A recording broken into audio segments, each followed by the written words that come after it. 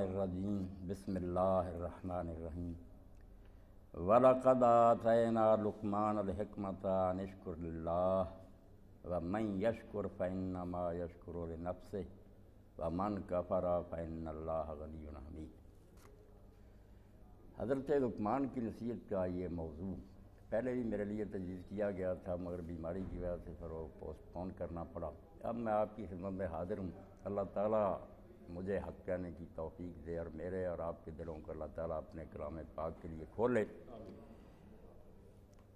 سورہ لقمان کے دوسرے رکوع میں یہ 8 آیتیں ہیں جن میں حضرت لقمان کی نصیحت بیان ہوئی ہے۔ آج میرا خیال ہے کہ بجائے اس کے کہ ہم اس پر بحث کریں کہ انہوں نے کیا نصیحتیں کی، پہلے تمہیداً کچھ باتیں سن لیں۔ میرا خیال شاید وہ آئندہ درس کے لیے بنیاد ثابت ہوں۔ سب سے پہلی بات تو یہ سننے کی اور یاد رکھیں کی کہ قرآن جو ہے نا یہ کتاب حکیم ہے۔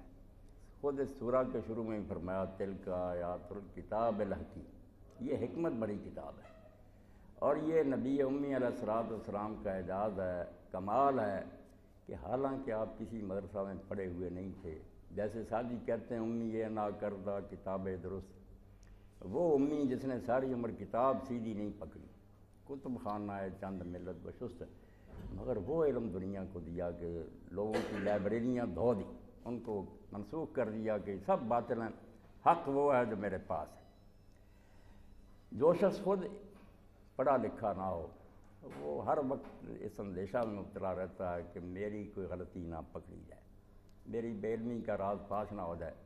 مگر حیرت کی بات ہے کہ رسول کریم علیہ السلام نے امی ہوتے ہوئے حکمت اور علم پر زور دیا۔ وہی بات زبردستی نہیں منوائی، وزڈم، لاجک کی بات کی کہ میں حکمت سکھاتا ہوں، میرے اوپر جو کتاب نازل ہوئی ہے یہ قرآن حکیم ہے، کتاب حکیم ہے۔ ایک آدمی جو پڑھا لکھا رہا وہ تو کام تھا کہ پڑھے لکھوں کے سامنے بات کروں، وہ تو قدم پر ٹوکیں گے، مگر اللہ کی مہربانی سے رسول کریم علیہ السلام کی یہ لائی ہوئی کتاب اب تک بھی اور قیامت تک بھی کتاب عزیز لا یاتی الباطل من بین یدیہ ولا من خلفہ، آگے پیچھے سے کسی طرح حملہ کرے باطل غالب نہیں آ سکتا۔ سائنس اور فلسفہ کتنا ترقی کر جائے نا، آیا شرمندہ تعویل نے۔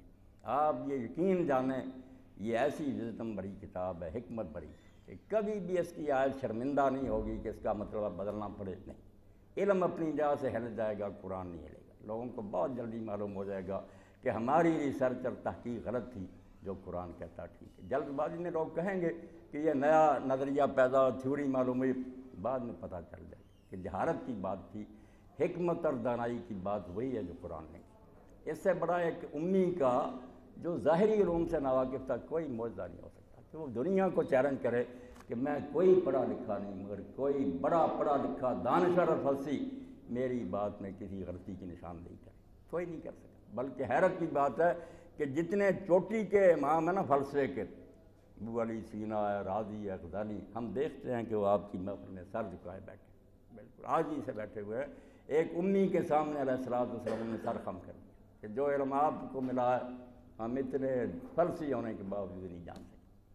تو اس لیے بہت سے میرے دوست ہیں جو یہ گلا کرتے ہیں کہ اسلام کی بات کے بارے میں جب ہم پوچھتے ہیں کہ اس بات پر ہمیں مطمئن کرو تو کچھ علماء کرام تحکم سے کام لیتے ہیں، ڈنڈا پکڑتے ہیں کہ مانو اللہ رسول نے کہا ورنہ تم کیا کرو۔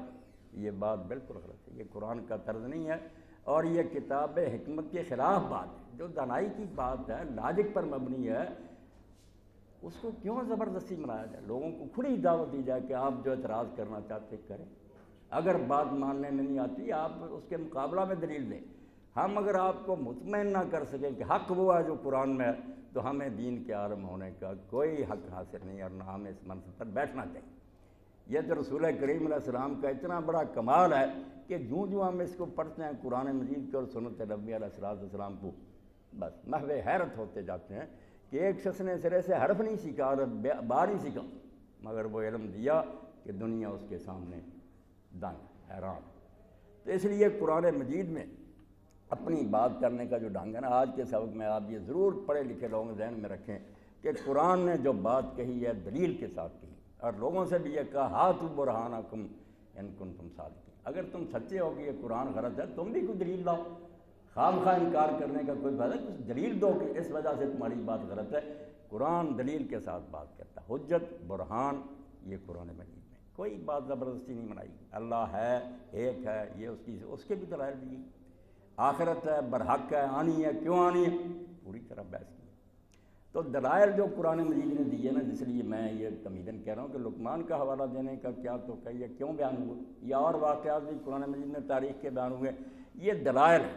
اب دلائل آپ نے سننا ہے کہ اس بارے میں دو غلطیاں ہمیشہ سے لوگ کرتے ہیں۔ کچھ تو ہے کہ بلا دلیل کسی کا دعویٰ مانتے، جاہل اور جو مقلد لوگ ہیں نا، کسی نے کوئی بات کہہ دی وہ نہیں دلیل پوچھتے، انداز میں مان لیتے ہیں۔ یہ بھی بدترین گمراہی، یہ انسانیت سے خارج ہونا ہے، یہ جانوروں کی منزل ہے، حیوانوں کی، کہ بھیڑ چال ہے، ایک نے کہہ دیا اس کے پیچھے لگ گیا۔ قرآن اس طرح نہیں ہوتا۔ یہ بھی غلطی جو ہے اسے آپ توبہ کریں کہ محض لوگ کہتے ہیں، ایسا نہیں۔ آپ اللہ وجل بصیرت دین کو مانیں، آنکھیں کھول کر پڑھ کر سوچ سمجھ کر تسلی کر کے بھی حق ہے پھر ہی ماننا۔ تو ایک گمراہی جو قدیم سے چلی آ رہی وہ کہ بس لوگ کہتے ہیں ہم مان رہے ہیں، نہیں۔ رسول کریم علیہ السلام نے جیسے دنیاوی مقدموں میں کہا نا کہ اگر محض لوگوں کے دعویٰ کرنے پر عدالتیں ان کو حقوق دے دیا کریں تو جہان تباہ ہو۔ میں کہوں اس شخص نے میرا 6 لاکھ دینا، جج نہ کوئی گواہی لے، نہ کوئی پروف دیکھے، فیصلے دیتا، بربادی ہو جائے۔ جیسے وہ دعوے کی دلیل مانگتے ہیں نا، ایسے ہی ہونا چاہیے کہ کسی شخص نے کہا اللہ ہے، آپ دلیل مانگیں کہ کیسے پتہ چلتا ہے، اگر ہے تو یہ کیسے معلوم ہوا کہ ایک ہی ہے، دلیل۔ اور اسی طرح کچھ جاہل پرانے زمانہ میں بھی تھے، اور اس دور میں یہ جاہلیت جو ہے عام پھیل گئی، کہ فوراً تکذیب کر دیتے ہیں۔ پڑھے لکھے لوگوں نے یہ فیصلہ بنا لیا کہ بات سامنے آئی، نہ سوچا نہ سمجھا نہ دلیل، ہم نہیں مانتے۔ یہ بھی دوسری گمراہی، جیسے وہ اندھا دھند ماننا گمراہی ہے، ایسے ہی اجرت کے ساتھ، جلد بازی کے ساتھ سوچے سمجھے ہوئے جٹرانا، یہ اس سے بدتر گمراہی ہے۔ ہونا یہ چاہیے کہ جب آپ کے سامنے کوئی موضوع آئے، کوئی موقف پیش کیا جائے، نہ اندھا دھند مانیں، اس مدعی سے مطالبہ کریں کہ آپ اگر یہ منوانا چاہتے ہیں دلیل دیں، اور آپ بھی اس پر نا ذرا تدبر سے کام لیں، سوچیں، نظر دوڑائیں، خام خانہ اس کو جٹلا دیں۔ بل کذبوا بما لم یحیطوا بعلمہ، بات سمجھنا میں نہ آئی فوراً کہہ دیا، ہمارے ماننے میں نہیں آتی۔ بھئی آپ کی کھوپڑی میں کتنا جہان کا علم ہے کہ آپ نے جٹلا دیا، جہان بہت وسیع ہے۔ جن چیزوں کو آپ ناممکن سمجھتے ہیں، چند سال بعد ہی آپ کا علم بتا دیتا ہے کہ ایسا ہو سکتا ہے۔ اس لیے نہ جلدی سے جٹلائیں، نہ جلدی سے مانیں۔ یہ دو باتیں تو پہلے سمجھ نہیں کیا کہ دین کے بارے میں بھی ہر معاملہ میں نہ جلدی سے کسی کے انداز میں بات مان لیا کریں بلا دلیل، اور نہ بغیر دلیل کے اس کو جٹلایا کریں۔ توقف کریں، رکیں، سوچ بچار سے کام لیں۔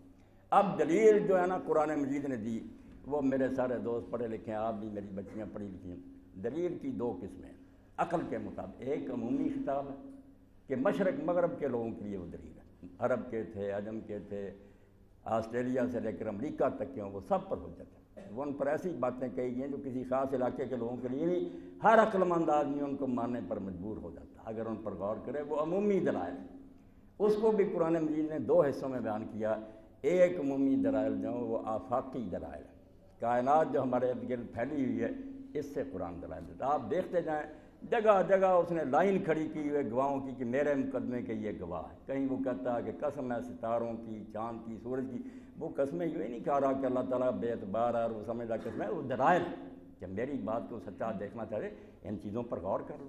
کائنات کے ایک ذرے کی طرف متوجہ کرتا ہے، جانوروں کی کہیں بات کرے گا، کہیں پہاڑوں کی ہوگی، کہیں بارش، یہ چیزیں ہمارے ارد گرد پھیلی ہوئی ہیں، مگر ہم یہ منظر صرف دیکھتے رہتے ہیں، سین گزرتے ہیں، کبھی غور نہیں کیا کس نے یہ جہان بنایا، کیوں یہ باقاعدگی سے کام کر رہا ہے، کس غرض سے بنا۔ سوچتے، اگر سوچے نا تو یقین جانے، جیسے سعدی رحمۃ اللہ نے کہا کہ یہ باٹنی کا جو کمرہ جہاں روم میں لیکچر دے رہا پروفیسر ہے، وہ نباتات کے علم پڑھا رہا ہے۔ برگ درختان سبز در نظر ہوشیار، ہر ذرہ دفتر معرفت کر کیا۔ ایک پتا رکھ لینا پردین کیا ہوگی، عارف کی نگاہ میں وہ ایک دفتر ہے خدا کی پہ، اس سے پتہ چلے گا کہ بنانے والے نے کیسی باریکی سے کام کیا۔ مگر ہم اس جہان پر نظر نہیں دوڑتے، قرآن اشارے کرتا جاتا ہے۔ ایک یہ آفاقی دلائل، یہ بھی مشرق مغرب کے لوگوں کے سامنے، سورج آتا ہے، چاند طلوع ہوتا ہے، بارشیں ہوتی، آفاقی پوری کائنات کے لیے۔ دوسرے ہیں انفسی دلائل، جو میرے اور آپ کے باہر نہیں، میرے اور آپ کے اندر ہے، ہمیں اپنی طرف متوجہ کرتا ہے کہ آپ اپنی کہانی تو پڑھیں کہ پہلے کچھ نہیں تھے، پھر بنے، کس طرح بنے، اور کیا کیا عجیب صلاحیتیں انسان میں اللہ نے پیدا کر دی جو یوں ظاہر ہو رہی ہیں۔ ہم تنگ ہوتے ہیں کہ یہ کام تو یار جنوں کے تھے کہ آسمانوں پر پہنچ رہے ہیں، چاند پر کمندیں ڈال رہے ہیں، اس خاک کے پتلے میں اللہ تعالیٰ نے وہ کچھ بھر دیا مرد میں آپ نے.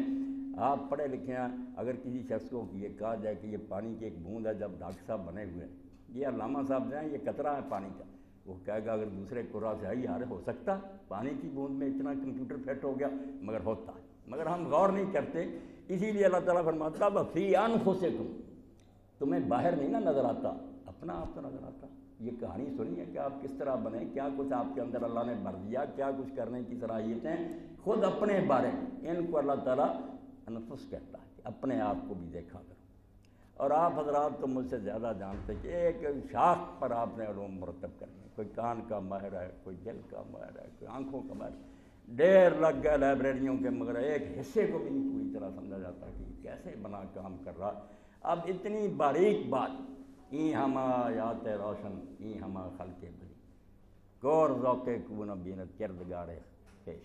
یہ عجیب و غریب کائنات، اپنا آپ اتنی پیچیدہ مشین، اس کو دیکھنے کے بعد بھی جس کو اپنا خالق نہیں ملتا وہ بالکل نابینا ہے، وہ ماننا نہیں چاہتا. ورنہ ایک ایک چیز جو ہے نا، کان کے پردے، آنکھوں کے بتا رہے ہیں، اتنی پیچیدہ مشین خود بخود تیار ہو جاتی، اور جب بگڑ جاتی ہے آپ لوگ کتنی مہارت سے کام لیتے، وہ بھی اللہ کے بتائے ہوئے رنگ. اس لیے دلائل جو اللہ نے دیے نا عمومی، قرآن براؤ میں اس کا خلاصہ آپ کے سامنے رکھ رہا ہوں. اس نظر سے قرآن کو پڑھے، کوئی بات زبردستی نہیں بنائی، دلیل سے بات کی ہے. اور لوگوں سے بھی کہا کہ اگر تم نہیں مانتے تو مقابلے میں کوئی دلیل لاؤ. خواہ مخواہ یہ کہنا میں نہیں مانتا، یہ کوئی بات ہے.